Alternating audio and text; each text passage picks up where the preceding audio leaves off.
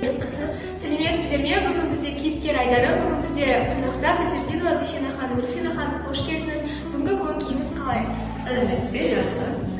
Бүгін сізге байланысты бір екі-үш сұрақ қоятын боламын. Қызықты сұрақтар.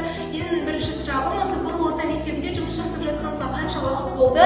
Және қай мамандықтан бересіз? Сізге осы бұрын орта мектебінде жұмыс жасаған жыл ұнай ма? Мен бұрын мектебінде 2014 жылдан бастап жұмыс істеймін.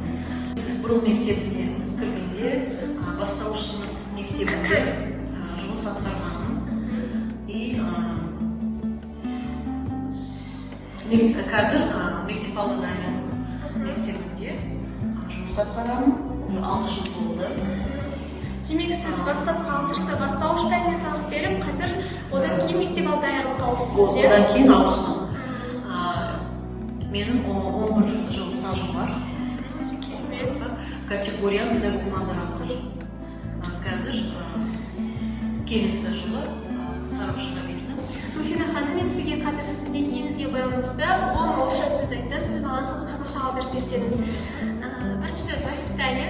Тәрбие. Наследие. Ұрпақ. Коллектив. Ұжым. Специальность. Мамандық. Способный. Қабілетті. Уважение. Құрмет. Обязанность. Обязанность. Міндетті. Соглашение. Келісім. Благополучная семья.